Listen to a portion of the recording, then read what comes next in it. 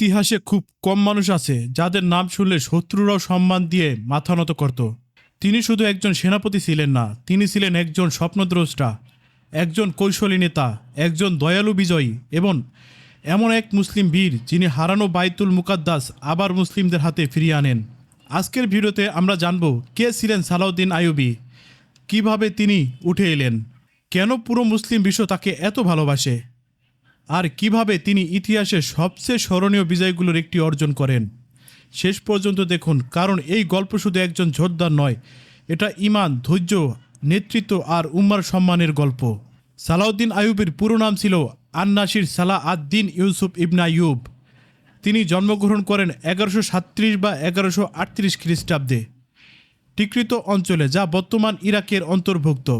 তার পরিবার ছিল কুদ্দি বংশোদ্ভূত। ছোটবেলা থেকেই তিনি এমন এক পরিবেশে বড় হন যেখানে রাজনীতি, সামরিক কৌশল, ইসলামী শিক্ষা সবকিছুর ছাপ ছিল। কিন্তু মজার ব্যাপার হলো, শুরু থেকেই তিনি শুধু তলোয়ারের মানুষ ছিলেন না। ইতিহাস থেকে জানা যায় তিনি জ্ঞান, ধর্মীয় অনুশীলন এবং চরিত্র গঠনের প্রতিও গভীর মনোযোগী ছিলেন। এটাই তাকে অন্যদের থেকে আলাদা করছিল, কারণ অনেকে যুদ্ধ করতে জানে কিন্তু খুব কম মানুষ আছে যারা যুদ্ধের আগে নিজেকে জয় করতে পারে। সালাউদ্দিনের সময় মুসলিম বিশ্ব ছিল বিভক্ত। একদিকে ক্রুসেডাররা মুসলিম ভূখণ্ডে শক্ত ঘাঁটি ঘিরে বসছিল, অন্যদিকে মুসলিম শাসকদের মধ্যে ছিল বিভাজন, রাজনৈতিক দ্বন্দ্ব, দুর্বলতা। বিশেষ করে জেরুজালেম, যা মুসলিমদের কাছে বাইতুল মুকাদ্দাস নামে সম্মানিত, তা তখন ক্রুডার্সদের দখলে ছিল। মুসলিম উম্মার জন্য এটা শুধু ভূমি হারানোর বিষয় ছিল না, এটা ছিল সম্মান হারানোর বিষয়, আত্মবিশ্বাস হারানোর বিষয় এবং ঐক্য হারানোর বিষয়। এই কঠিন সময় ইতিহাস মঞ্চে আসেন সালাউদ্দিন আইয়ুবী। সালাউদ্দিন প্রথমে কাজ করেন তার চাচা শিরকুহের সঙ্গে, পরে তিনি মিশরের রাজনীতিতে গুরুত্বপূর্ণ ভূমিকা নিতে শুরু করেন। ধীরে ধীরে তার দক্ষতা, বুদ্ধিমত্তা, বিশ্বস্ততা এবং প্রশাসনিক সক্ষমতা সবার নজরে আসে।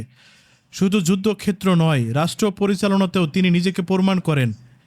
মিশরের দায়িত্ব পাওয়ার পর তিনি বুঝতে পারেন ক্রুসেডারদের হারাতে হলে শুধু সেনাবাহিনী যথেষ্ট নয়, প্রথমে দরকার ভেতরের দুর্বলতা দূর করা, দরকার রাজনৈতিক স্থিতি, অর্থনৈতিক শক্তি এবং সবচেয়ে বড় কথা মুসলিমদের ঐক্য।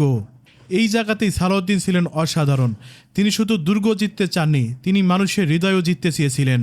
অনেকে ভাবেন তার সবচেয়ে বড় শক্তি ছিল তলোয়ার, কিন্তু আসলে না, তার সবচেয়ে বড় শক্তি ছিল ঈমান, ধৈর্য, কৌশল এবং ঐক্য গড়ার সক্ষমতা। তিনি জানতেন বিচ্ছিন্ন মুসলিম শক্তি দিয়ে বড় বিজয় সম্ভব নয়, তাই তিনি ধীরে ধীরে মুসলিম অঞ্চলগুলোকে এক ছাতার নিচে আনার চেষ্টা করেন। একটা শক্তিশালী, সংগঠিত, উদ্দেশ্যপূর্ণ নেতৃত্ব গড়ে তোলেন। আর এখানেই তিনি অন্যরকম, কারণ ইতিহাসে অনেক সেনাপতি ছিল কিন্তু খুব কম নেতাই বুঝেছে একটি জাতি জিততে চাইলে আগে তার মনোবল ফিরিয়ে দিতে হয়। সালাউদ্দিন আইয়ুবীর জীবনের সবচেয়ে ঐতিহাসিক মুহূর্তগুলোর একটি হলো হাট্টিনের যুদ্ধ 1147 খ্রিস্টাব্দে। এই যুদ্ধ ছিল শুধু একটি সামরিক সংঘর্ষ নয়, এটি ছিল পুরো অঞ্চলের ভবিষ্যৎ নির্ধারণকারী এক মোড়। সালাউদ্দিন অত্যন্ত বিচক্ষণতার সঙ্গে কৌশল নির্ধারণ করেন।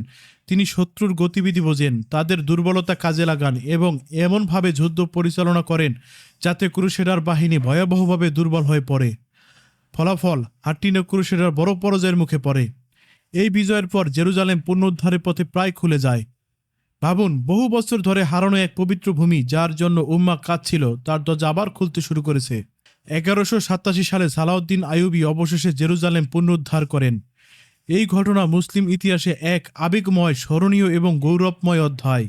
কিন্তু এখানেই সালাউদ্দিনের প্রকৃত মহত্ব প্রকাশ পায়, কারণ তিনি চাইলে প্রতিশোধের নামে রক্তের বন্যা বইয়ে দিতে পারতেন। কারণ অতীতে ক্রুসেডাররা জেরুজালেম দখল করে ভয়াবহ হত্যাযজ্ঞ চালিয়েছিল। কিন্তু সালাউদ্দিন কি করলেন? তিনি দয়া দেখালেন, সংযম দেখালেন, মানবিকতা দেখালেন।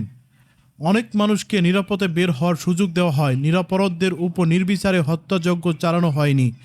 এ কারণেই ইতিহাস তাকে শুধু বিজয়ী হিসেবে মনে রাখেনি, বরং মর্যাদাশীল বিজয় হিসেবে মনে রেখেছে। শত্রুরাও স্বীকার করছে এই মানুষটি আলাদা।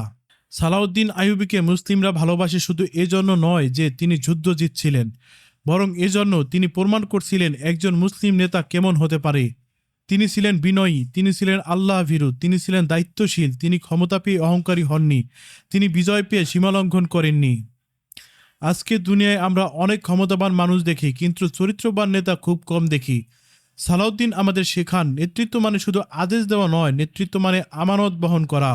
সালাউদ্দিন আইয়ুবীর জীবন থেকে অনেক শিক্ষা পাওয়া যায়। প্রথমত, ঐক্য ছাড়া বড় বিজয় আসে না। দ্বিতীয়ত, চরিত্রহীন শক্তি শেষ পর্যন্ত ধ্বংস ডেকে আনে, কিন্তু চরিত্রবান শক্তি ইতিহাস বদলে দেয়। তৃতীয়ত, একজন সত্যিকারের মুসলিম নেতা শুধু যুদ্ধ করে না, মানুষকে নিরাপত্তা দেয়, সম্মান দেয়, আশা দেয়। চতুর্থ, বড় বিজয়ের আগে বড় প্রস্তুতি লাগে। সালাউদ্দিন রাতারাতি নায়ক হননি, তিনি নিজেকে তৈরি করেছেন, রাজনীতি বুঝেছেন, ঐক্য করেছেন, তারপর ইতিহাস গড়েছেন। সালাউদ্দিন আইয়ুবী 1193 খ্রিস্টাব্দে ইন্তিকাল করেন, কিন্তু আশ্চর্যের বিষয় হলো আজও তিনি শুধু ইতিহাসের পাতায় নেই, তিনি মুসলিম হৃদয় বেঁচে আছেন। কারণ কিছু মানুষ আছে যাদের জীবন শেষ হয়ে যায় কিন্তু প্রভাব শেষ হয় না। সালাউদ্দিন তাদেরই একজন। যখন মুসলিম উম্মাহ দুর্বল হয়ে পড়ে, যখনই নেতৃত্বের সংকট দেখা দেয়, যখনই বাইতুল মুকাদ্দাসের কথা ওঠে, সালাউদ্দিন নাম আবার ফিরে আসে। কারণ তিনি শুধু একজন ব্যক্তি নন, তিনি এক প্রতীক, সম্মান, সাহস, ঐক্য এবং ইমানি নেতৃত্বের প্রতীক। সালাউদ্দিন আইয়ুবীর জীবন আমাদের মনে করিয়ে দেয়, একজন মানুষ যদি সে সত্যিকারের ইমান, চরিত্র, কৌশল আর ধৈর্য নিয়ে এগোয়, তাহলে সে শুধু যুদ্ধ জিততে পারে না, সে পুরো জাতির হারানোর সম্মান ফিরিয়ে আনতে পারে। তিনি ছিলেন না শুধু এক সেনাপতি, তিনি ছিলেন উম্মার আশা, তিনি ছিলেন ইতিহাসের এক আলোকিত নাম। ভিডিওটি ভালো লাগলে লাইক দাও, চ্যানেলটি সাবস্ক্রাইব করো, আর কমেন্টে লেখো পরের ভিডিও কাকে নিয়ে চাও।